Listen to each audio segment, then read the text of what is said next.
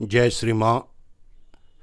जय model school Dalmia नगर। संजय श्रीवास्तव, विषय संगीत, क्लास 6 to 8। कल मैंने क्लास 6 और 7 का पोर्शन बताया, उसके बारे में बताया, क्लास के बारे में, पॉइंट्स के बारे में। आज जो मैं चीज़ें बता रहा हूँ क्लास 7 के लिए, कल मैंने ध्वनि के बारे में बताया था।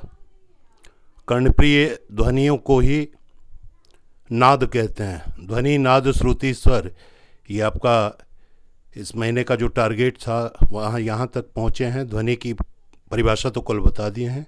नाद, कर्णप्रिय ध्वनियों को संगीत में नाद कहते हैं।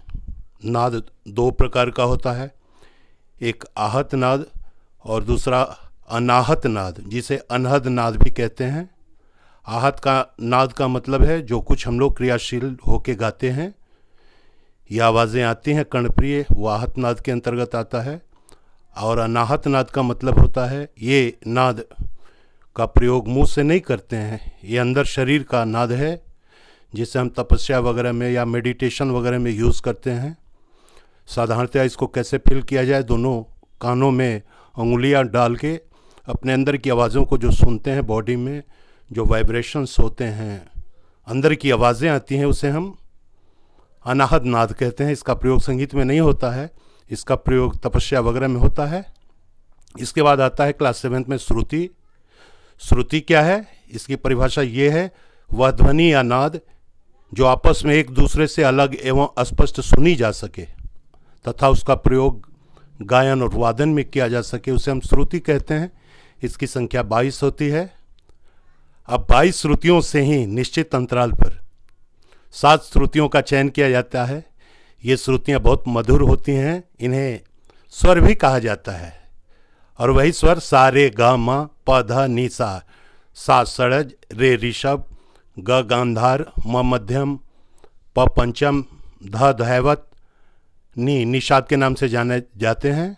और अंतिम जो सा आता है वो जिसे हम तार षड्ज कहते हैं। तो ध्वनि, नाद, श्रुति, स्वर, ये चारों परिभाषा को स्पष्ट हो चुका होगा। सभी विद्यार्थी, सभी छात्र छात्राएं गौर से इसको सुनेंगे। ये 6 to 8 का लगभग पोर्शन है, ये 7 क्लास के अंतर्गत आता है।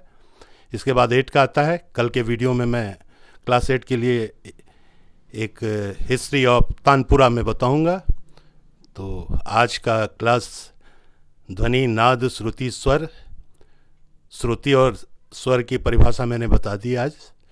और कल के वीडियो में मैं तानपुरा का हिस्ट्री बताऊंगा। बहुत बहुत धन्यवाद। आशा है हमारे छात्र छात्राएँ जहाँ भी हों लॉकडाउन का पालन कर रहे होंगे और इस वीडियो से भी लाभ उठाएंगे, अपने सब्जेक्ट के बारे में रिवीजन करेंगे और अपने मंत्रों को याद रखेंगे, अपने प्रेयर्स को याद रखेंगे। धन्यवाद।